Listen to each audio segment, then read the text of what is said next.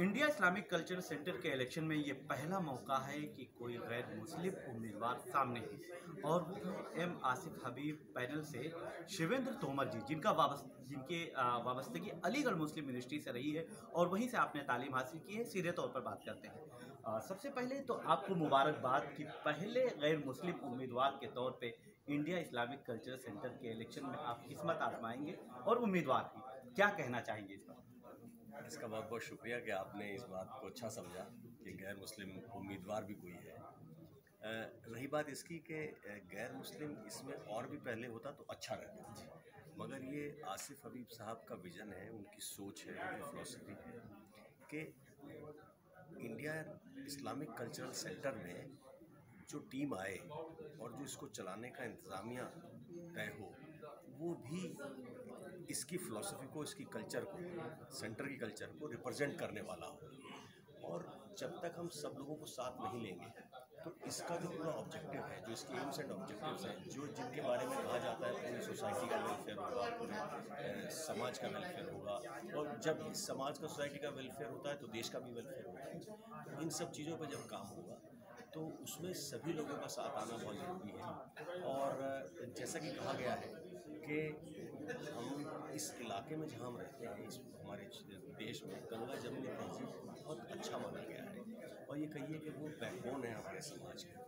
और जब तक गंगा जमुनी तहजीब रहती है और उसको फॉलो करते हैं तो आपने देखा होगा कि समाज में बहुत मोहब्बत का माहौल बना रहता है, एक दूसरे के प्रति बहुत विश्वास का माहौल बना रहता है, टेस्ट का माहौल बना रहता है। और मुझे लगता है कि आज इसकी बहुत ज़रूरत है और उसी चीज़ को मद्देनज़र रखते आसिफ हबीब साहब ने ये पैनल तैयार किया और मुझे इसमें मौका दिया है। आप गंगा जमुनी तहजीब की बात कर रहे हैं। इंडिया इस्लामिक कल्चरल सेंटर उसके नाम से वाज़ेह है, जिसमें तमाम गैर मुस्लिम मेम्बरान हैं और पहला मौका है। आपने ये बात कही कि पहले मौका मिलना चाहिए, लेकिन इस वक्त अगर मुल्क के मौजूदा सूरत हाल की बात की जाए तो ख़ास तौर पर यूपी के कांवड़ यात्रा को लेकर जो रूट है उस पर नेम प्लेट लगाने की बात चल रही है और हुकूमत की तरफ से, सीएम की तरफ से यह आदेश और हुक्म दिया गया है, एडवाइजरी जारी कर दी गई है। बहुत सारी तंजीमें इस पर सवाल उठा रही हैं। आप कैसे देखेंगे इंडिया इस्लामिक कल्चरल सेंटर के मेंबर के तौर पर? बहुत सी चीज़ें जब इस तरह की होती हैं तो उसमें कुछ ना कुछ पॉलिटिकल इंटरेस्ट छुपे होते हैं और वो पॉलिटिकल पार्टियों की दुर्भाग्य से आज की तारीख में कुछ ऐसी अप्रोच भी हो गई है कि कैसे स्कोर ओवर दी अदर किया जाए। तो मुझे लगता है कि ये सब चीज़ें इसमें रहती हैं, मगर इसी दौरान आपने ये भी देखा होगा कि उस पर काफ़ी रिएक्शंस आए और वो बड़ा उसमें कुछ क्लैरिफिकेशन भी आ गया। तो वो चीज़ें, इस तरह की चीज़ें जो हैं वो नहीं होनी चाहिए, इनको अवॉइड करना चाहिए और मैं समझता हूँ कि वो ऑलरेडी सबसाइड हो गया है और अब उसमें कुछ बचा भी नहीं है। इस तरह की बात मैं समझता हूँ 2 दिन के अंदर ही इतने रिएक्शन आ गए कि मुझे शायद किसी ओवर एंथुजियास्टिक अफसर ने उस ऑर्डर को कर दिया और फिर सरकार को कई बार डिफेंड करना पड़ जाता है। नहीं, लेकिन पहले मुजफ्फरनगर के लिए जारी किया गया, फिर शामली, सहारनपुर और उसके बाद सीएम को जब ये इन्फॉर्मेशन दी गई कि कितनी मुखालफत की जा रही है, कितने सवाल उठाए जा रहे हैं, उसके बाद पूरी यूपी में नाफिज किया गया। मुखालफत करेंगे हाँ, या आप?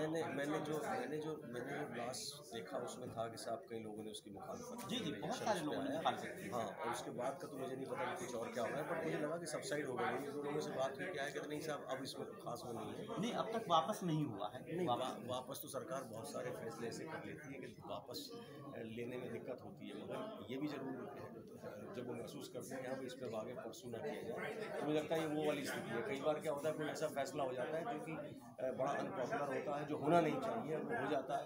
तो ये तो सरकारें अक्सर ऐसा काम हो जाता है हमारे देश में, जिससे भी हमको लगता है कि साहब ये नहीं होना चाहिए होता, और सरकार भी उस बात को बाद में रिलाइज करती है कि ना होता तो अच्छा रहता, इसकी कोई ज़रूरत नहीं है। तो कई बार तो उसको फिर अभी तो कंट्रोवर्सी ये हुई कि साहब क्यों आ गया, फिर अगर वापस ले लिया तो फिर लगता है साहब एक और कंट्रोवर्सी हो जाएगी। तो मेरे ख्याल से इस तरह की चीज़ें मैंने इसमें क्योंकि हम अपने चुनाव में लगे हुए हैं, बहुत ध्यान मैंने भी उस पर नहीं दिया हकीकत है। और मैं तो रहने वाला इधर का ही हूँ। सबसे अच्छा माहौल, ठीक है, एक सुनने में आता है कि मुजफ्फरनगर का भी हुआ था, लेकिन अदरवाइज सबसे अच्छा माहौल अगर कभी भी रहा है दुनिया में, हिंदुस्तान में जगह जगह पर झगड़े हुए, लेकिन इस पूरे इलाके में आपने नोट किया होगा कि कभी 1-2 पुराने झगड़ों को छोड़ दें तो कभी लड़ाई हुई। कभी झगड़ा नहीं हुआ, और वो भी गलतफहमी कुछ ऐसे तत्व हुआ करते हैं जिनकी वजह से हो जाता है, कभी नहीं हुआ। तो ये तो यहाँ बहुत अच्छा माहौल हमेशा रहा है, लोग मिलजुल के रहे हैं, और एक जगह पे झगड़ा हुआ था सिर्फ, अगर आप उसको देख लें, अदरवाइज और कहीं झगड़ा नहीं हुआ था, क्योंकि यहाँ लोगों की ऐसी मानसिकता नहीं है, ऐसी इंटेंशंस नहीं है कि झगड़ा हो।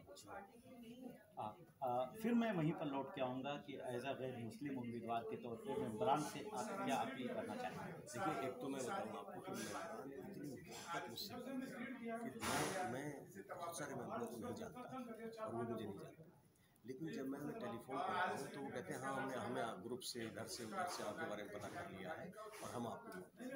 और जब वो मुझसे ऐसा कहते हैं तो आप समझ सकते हैं कि मेरी भावना कैसी होती है, मैं कितना खुश हो जाता हूँ, या मेरी उनके प्रति कितनी रिस्पेक्ट बढ़ जाती है कि देखिए, मैंने इनसे बात नहीं की और मेरे बात करने से पहले ये मुझसे कह रहे हैं कि साहब हम आपको सपोर्ट कर रहे हैं। तो मैं समझता हूँ कि शायद यही जज्बा इंडिया इस्लामिक कल्चर सेंटर का है कि जो उनके इस रिस्पॉन्स से, इस रिप्लाई से रिफ्लेक्ट होता है कि हम तो आपको सपोर्ट कर रहे हैं और हम चाहते हैं कि आप ज़रूर जीत के आएँ, ताकि हम ये कह सकें कि नहीं, इंडिया इस्लामिक सेंटर जो है इंडियन सोसाइटी को, समाज को बखूबी रिप्रेजेंट कर रहा है। तो मैं तो खुद आपसे कहना चाहता हूँ कि मैं खुद सोच रहा था कि पता नहीं कैसा रिस्पॉन्स रहेगा, कैसे रहेगा पैनल में, मेरी वजह से कोई ना हो, लेकिन अब मैंने देखा कि सर किस कदर लोग मोहब्बत कर रहे हैं। बहुत शुक्रिया आपका। तो शिवेंद्र तोमर साहब का कहना है कि इमरान भी मुझसे मोहब्बत करते हैं और गंगा जमुनी तहजीब बरकरार रहनी चाहिए। मैं निसार अहमद खान, भारत एक्सप्रेस, दिल्ली। वीडियो आपको पसंद आए तो लाइक कीजिए, शेयर कीजिए और सब्सक्राइब कीजिए। साथ ही कमेंट बॉक्स में आप अपनी राय भी ज़रूर दें। और हाँ, अगर फेसबुक पर आप वीडियो देख रहे हैं तो हमारे पेज को फॉलो करना ना भूलें।